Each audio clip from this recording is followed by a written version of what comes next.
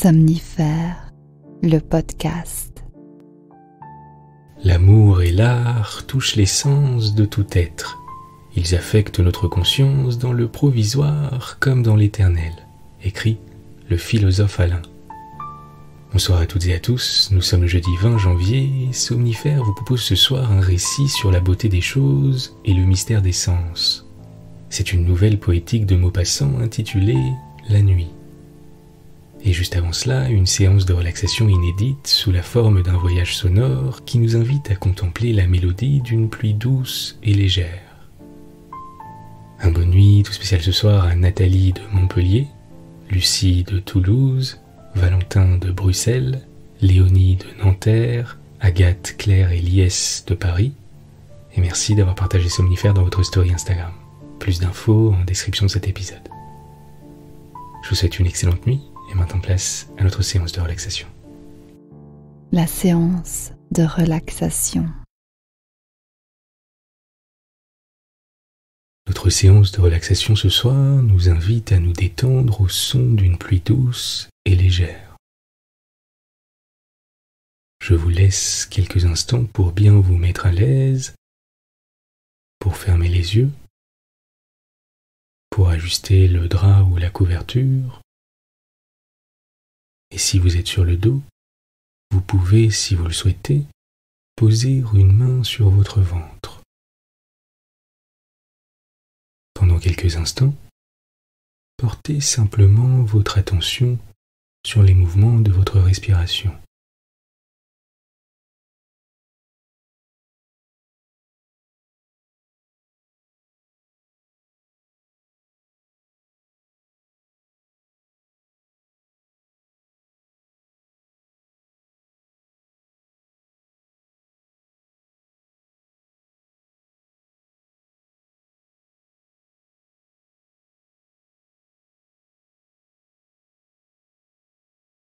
Concentrez à présent votre attention sur le son réconfortant de la pluie qui commence à tomber.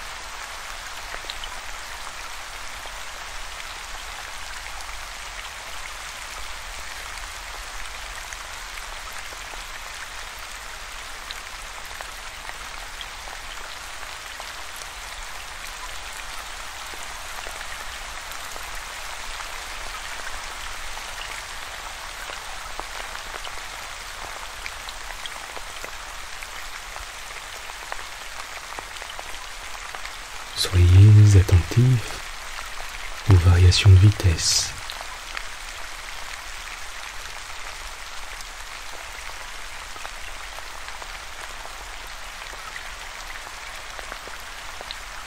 Au poids des gouttes qui tombent.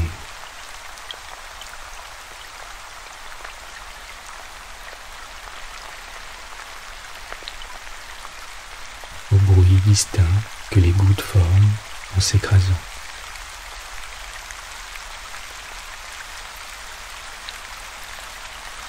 À cette mélodie apaisante et réconfortante.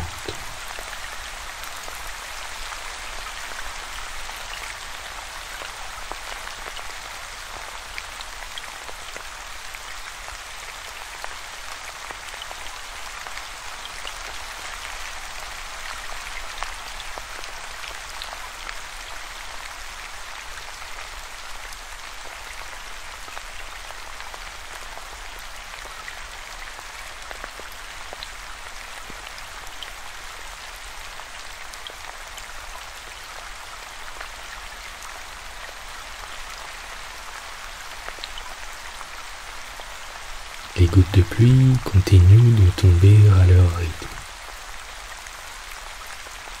sans effort.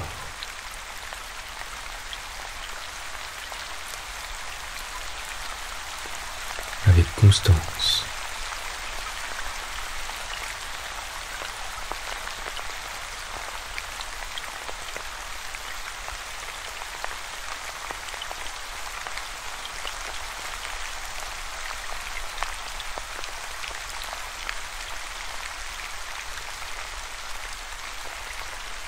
Vous pouvez choisir où cette pluie est en train de tomber.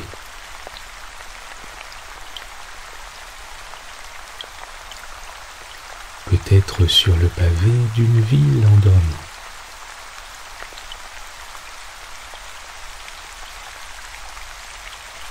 Sur la terre mouillée qu'elle nourrit.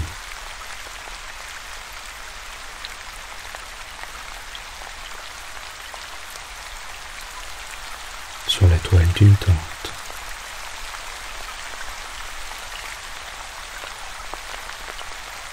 Sur le toit d'une maison.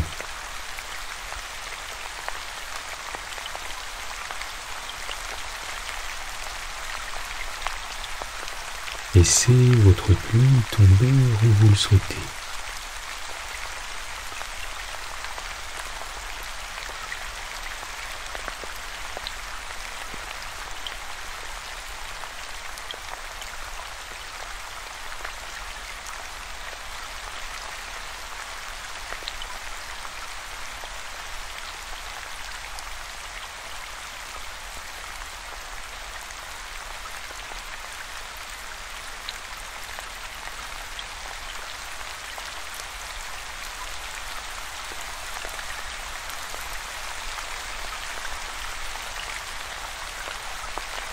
Continuez de vous laisser bercer par le son de la pluie, en portant votre attention à présent sur votre respiration.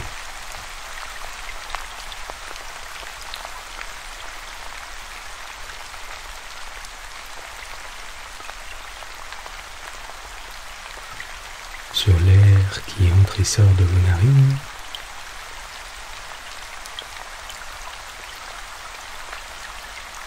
sur la quiétude qui s'installe un peu plus à chaque expire.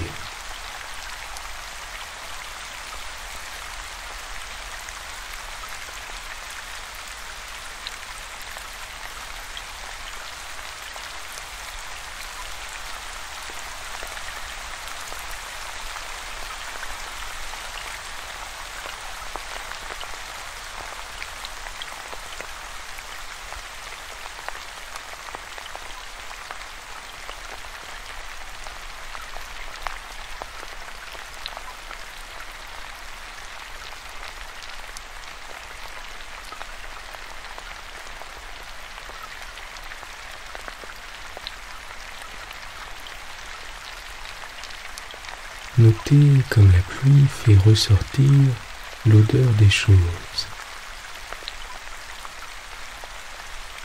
Une odeur fraîche et singulière.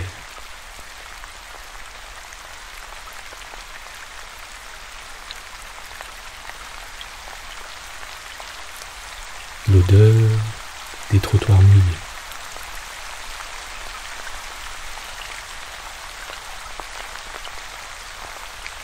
L'odeur de la terre.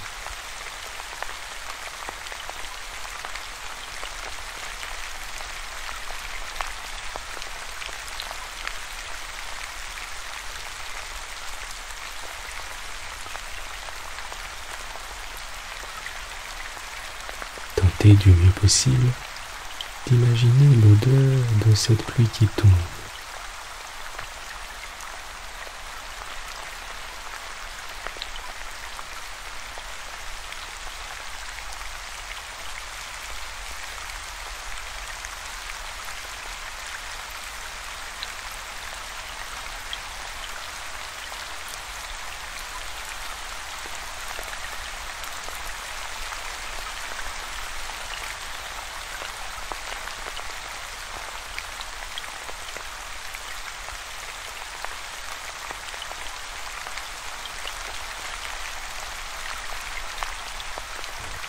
Tâchez de bien relâcher les épaules et la nuque.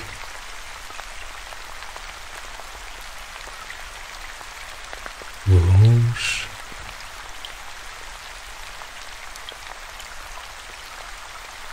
Vos genoux.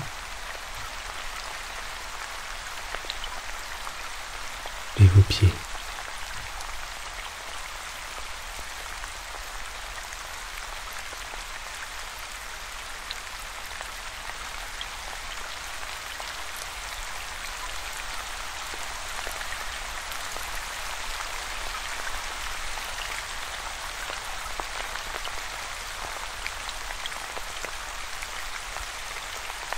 Et alors que la détente vous immerge, autorisez votre esprit à divaguer.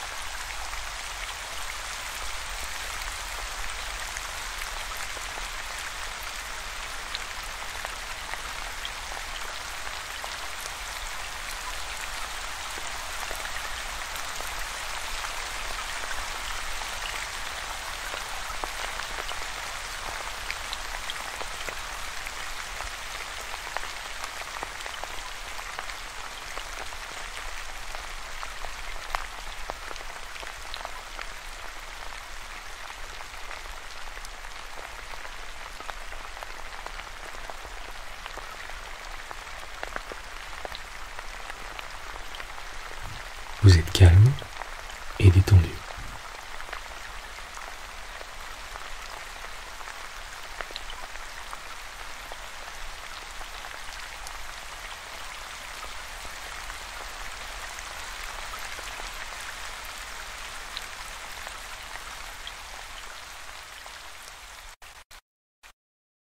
L'histoire du soir.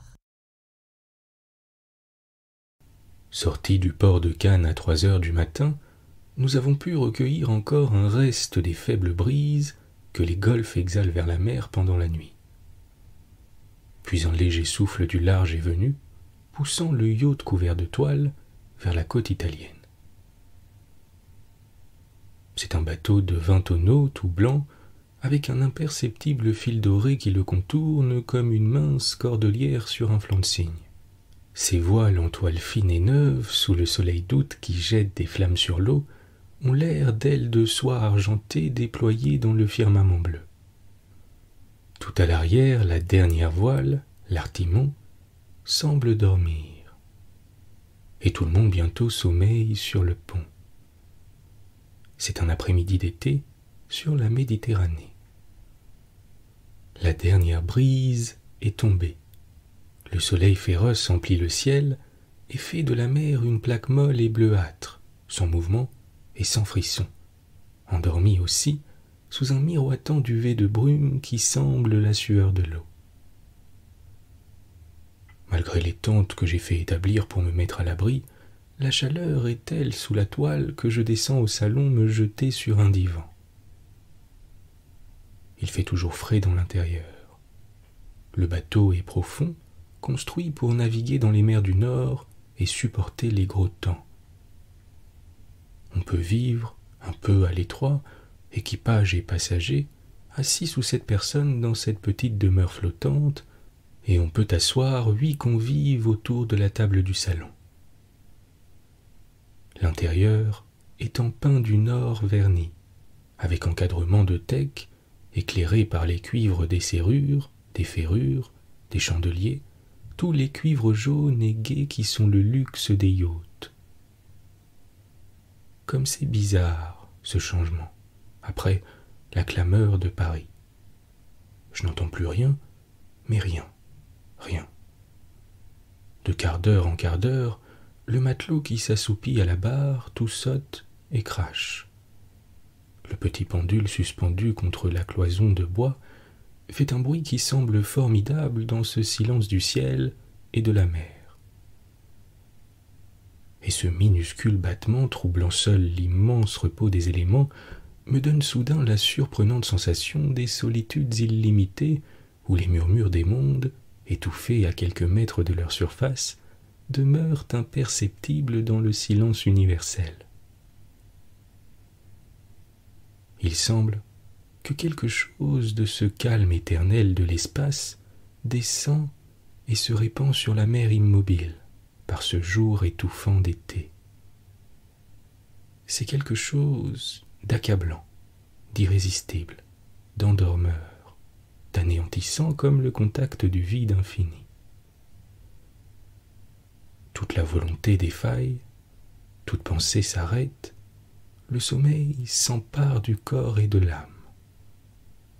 Le soir venait quand je me réveillais. Quelques souffles de brise crépusculaire, très inespérés d'ailleurs, nous poussèrent encore jusqu'au soleil couché. Nous étions assez près des côtes, en face d'une ville, San Remo, sans espoir de l'atteindre. D'autres villages ou petites cités, s'étalant au pied de la haute montagne grise, ressemblaient à des tas de linge blanc mis à sécher sur les plages. Quelques brumes fumées sur les pentes des Alpes effaçaient les vallées en rampant vers les sommets dont les crêtes dessinaient une immense ligne dentelée dans un ciel rose et lilas. Et la nuit tomba sur nous. La montagne disparut, des feux s'allumèrent au ras de l'eau tout au long de la grande côte. Une bonne odeur de cuisine sortit de l'intérieur du yacht, se mêlant agréablement à la bonne et fraîche odeur de l'air marin. Lorsque j'eus dîné, je m'étendis sur le pont. Ce jour tranquille de flottement avait nettoyé mon esprit comme un coup d'éponge sur une vitre ternie, et des souvenirs en foule surgissaient dans ma pensée, des souvenirs sur la vie que je venais de quitter, sur des gens connus, observés ou aimés. Être seul sur l'eau et sous le ciel par une nuit chaude, rien ne fait ainsi voyager l'esprit et vagabonder l'imagination. Je me sentais surexcité, vibrant, comme si j'avais bu des vins capiteux, respiré de l'éther ou aimé une femme. Une petite fraîcheur nocturne mouillait la peau d'un imperceptible bain de brume salée. Le frisson savoureux de ce tiède refroidissement de l'air courait sur les membres, entrait dans les poumons, béatifiait le corps et l'esprit en leur immobilité. Sont-ils plus heureux ou plus malheureux ceux qui reçoivent leurs sensations par toute la surface de leur chair autant que par leurs yeux, leur bouche, leur odorat ou leurs oreilles?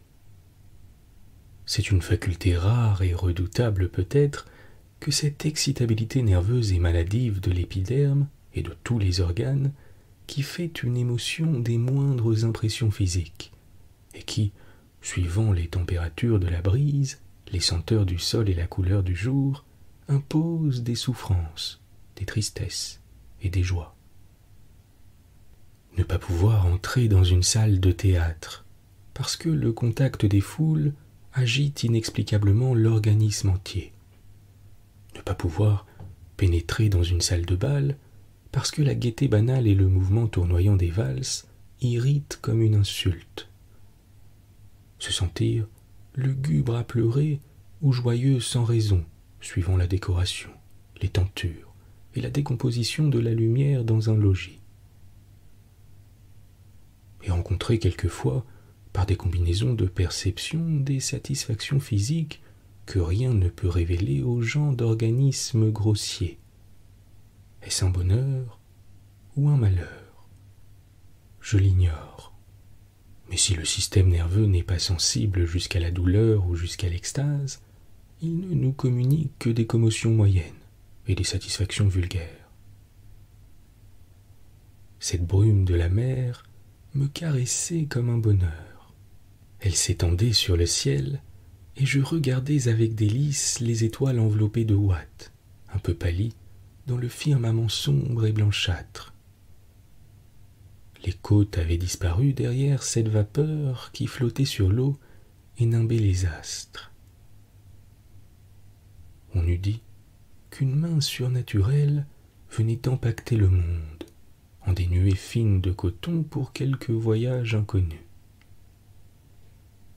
Et tout à coup, à travers cette ombre neigeuse, une musique lointaine venue on ne sait d'où passa sur la mer. Je crus qu'un orchestre aérien errait dans l'étendue pour me donner un concert. Les sons affaiblis mais clairs d'une sonorité charmante jetaient par la nuit douce un murmure d'opéra. Une voix parla près de moi. « Tiens, disait un marin. C'est aujourd'hui dimanche et voilà la musique de San Remo qui joue dans le jardin public.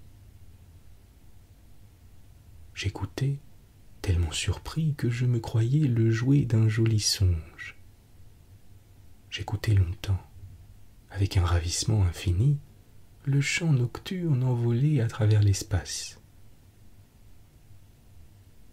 Mais voilà qu'au milieu d'un morceau, il s'enfla, grandit, parut accourir vers nous.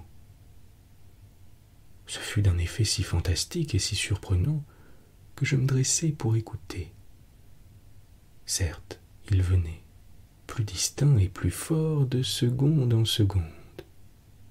Il venait à moi. Mais comment? Sur quel radeau fantôme allait-il apparaître? Il arrivait si rapide que malgré moi je regardais dans l'ombre avec des yeux émus. Et tout à coup je fus noyé dans un souffle chaud et parfumé d'aromates sauvages, qui s'épandaient comme un flot plein de la senteur violente des myrtes, des menthes, des citronnelles, des immortelles, des lentisques, des lavandes, des thym, brûlés sur la montagne par le soleil d'été. C'était le vent de terre qui se levait, chargé des haleines de la côte, et qui emportait aussi vers le large, en la mêlant à l'odeur des plantes alpestres, cette harmonie vagabonde. Je demeurai haletant, si grisé de sensations, que le trouble de cette ivresse fit délirer mes sens. Je ne savais plus vraiment si je respirais de la musique, ou si j'entendais des parfums, ou si je dormais dans les étoiles. Cette brise de fleurs nous poussa vers la pleine mer en s'évaporant par la nuit. La musique alors lentement s'affaiblit, puis se tut, pendant que le bateau s'éloignait dans les brumes.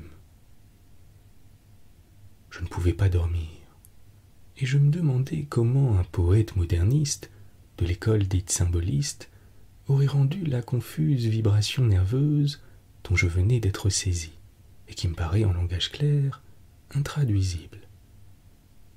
Certes, quelques-uns de ces laborieux exprimeurs de la multiforme sensibilité artiste s'en seraient tirés à leur honneur, disant en vers euphoriques, pleins de sonorités intentionnelles, incompréhensibles et perceptibles cependant, ce mélange inexprimable de sons parfumés, de brumes étoilées et de brises marines, semant de la musique par la nuit.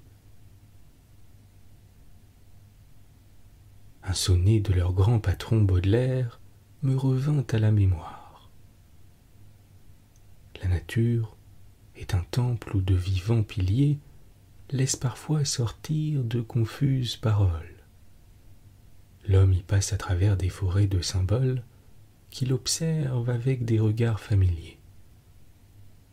Comme de longs échos qui de loin se confondent dans une ténébreuse et profonde unité, vaste comme la nuit et comme la clarté, les parfums, les couleurs et les sons se répondent. Il est des parfums frais comme des chairs d'enfants, doux comme les hautbois, verts comme les prairies, et d'autres corrompus, riches et triomphants. Ayant l'expansion des choses infinies, comme l'ambre, le musc, le benjoin et l'encens, qui chantent le transport de l'esprit et des sens.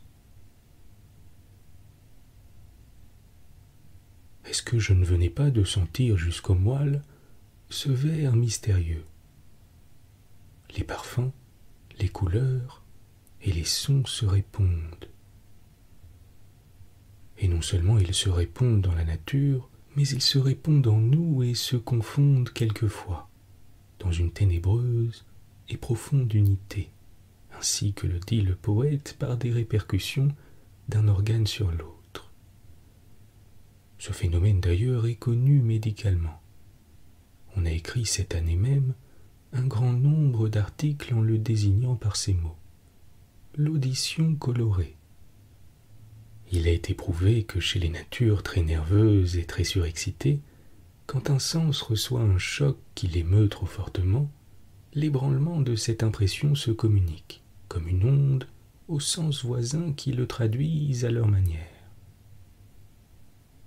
Ainsi, la musique chez certains êtres éveille des visions de couleurs. C'est donc une sorte de contagion de sensibilité transformée suivant la fonction normale de chaque appareil cérébral atteint. Par là, on peut expliquer le célèbre sonnet d'Arthur Rimbaud, qui raconte les nuances des voyelles, vraie déclaration de foi adoptée par l'école symboliste. A noir, E blanc, I rouge, U vert, O bleu, voyelle. Je dirai quelques jours vos naissances latentes. A noir, corset velu des mouches éclatantes, qui bourdonnent autour des puanteurs cruelles. Golfe d'ombre, E, candeur des vapeurs et des tentes. Lance des glaciers fiers, roi blanc, frisson d'ombrelle. I, pourpre, sans cracher, rire des lèvres belles, dans la colère ou les ivresses pénitentes. U, cycle, vibrement divin des mers virides. P des pâtis semés d'animaux, pédérides, que l'alchimie imprime au grand front studieux. O, suprême clairon, plein de strideurs étranges. Silence traversé des mondes et des anges. O l'oméga, rayon violet de ses yeux. A-t-il tort, a-t-il raison? Pour le casseur de pierre des routes, même pour beaucoup de nos grands hommes, ce poète est un fou ou un fumiste. Pour d'autres, il a découvert et exprimé une absolue vérité, bien que ces explorateurs d'insaisissables perceptions doivent toujours différer un peu d'opinion sur les nuances et les images que peuvent évoquer en nous les vibrations mystérieuses des voyelles ou d'un orchestre. S'il est reconnu par la science du jour que les notes de musique agissent sur certains organismes et font apparaître des colorations, si sol peut être rouge, fa lilas ou vert, pourquoi ces mêmes sons ne provoqueraient-ils pas aussi des saveurs dans la bouche et des senteurs dans l'odorat? Pourquoi les délicats un peu hystériques ne goûteraient-ils pas toutes choses avec tous leurs sens en même temps? Et pourquoi aussi les symbolistes ne révéleraient-ils point des sensibilités délicieuses aux êtres de leur race, poètes incurables et privilégiés? C'est là une simple question de pathologie artistique, bien plus que de véritable esthétique. Ne se peut-il en effet que quelques-uns de ces écrivains intéressants, névropathes par entraînement, soient arrivés à une telle excitabilité que chaque impression reçue produise en eux une sorte de concert de toutes les facultés perceptrices? Et n'est-ce pas bien cela qu'exprime leur bizarre poésie de son, qui, tout en ayant l'air inintelligible, essaie de chanter en effet la gamme entière des sensations, et de noter par les voisinages des mots, bien plus que par leur accord rationnel et leur signification connue, d'intraduisibles sens, qui sont obscurs pour nous et clairs pour eux. Car les artistes sont à bout de ressources, à court d'inédits, d'inconnus, d'émotions, d'images, de tout. On a cueilli depuis l'Antiquité toutes les fleurs de leur champ. Et voilà que dans leur impuissance, ils sentent confusément qu'il pourrait y avoir peut-être pour l'homme un élargissement de l'âme et de la sensation. Mais l'intelligence a 5 barrières entr'ouvertes et cadenassées qu'on appelle les 5 sens. Et ce sont ces 5 barrières que les hommes épris d'art nouveau secouent aujourd'hui de toute leur force. L'intelligence, aveugle et laborieuse inconnue, ne peut rien savoir, rien comprendre, rien découvrir que par les sens.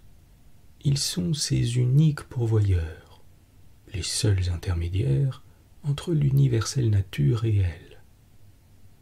Elles ne travaillent que sur les renseignements fournis par eux, et ils ne peuvent eux-mêmes les recueillir que suivant leur qualité, leur sensibilité, leur force et leur finesse. La valeur de la pensée dépend donc évidemment d'une façon directe de la valeur des organes, et son étendue est limitée par leur nombre. M. Taine, d'ailleurs, a magistralement traité et développé cette idée. Les sens sont au nombre de 5, rien que 5. Il nous révèle, en les interprétant, quelques propriétés de la matière environnante qui doit, recéler un nombre illimité d'autres phénomènes que nous sommes incapables de percevoir.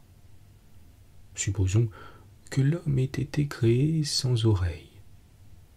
Il vivrait tout de même à peu près de la même façon, mais pour lui, l'univers serait muet. Il n'aurait aucun soupçon du bruit et de la musique, qui sont des vibrations transformées.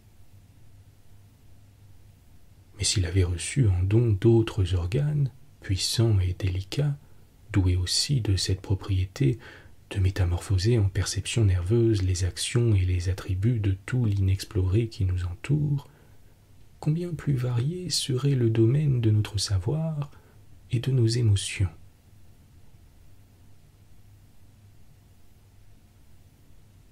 C'est en ce domaine impénétrable que chaque artiste essaie d'entrer, en tourmentant, en violentant, en épuisant le mécanisme de sa pensée. Nos organes sont les nourriciers et les maîtres du génie artiste. C'est l'oreille qui engendre le musicien, l'œil qui fait naître le peintre. Tous concourent aux sensations du poète. Chez le romancier, la vision en général domine. Elle domine tellement qu'il devient facile de reconnaître, à la lecture de toute œuvre travaillée et sincère, les qualités et les propriétés physiques du regard de l'auteur. Le grossissement du détail, son importance ou sa minutie, son empiètement sur le plan et sa nature spéciale indiquent d'une façon certaine tous les degrés et les différences des myopies. La coordination de l'ensemble, la proportion des lignes et des perspectives préférées à l'observation menue, l'oubli même des petits renseignements qui sont souvent les caractéristiques d'une personne ou d'un milieu, en dénonce-t-il pas aussitôt le regard étendu, mais lâche, d'un presbyte. Bonne nuit. Bonne nuit.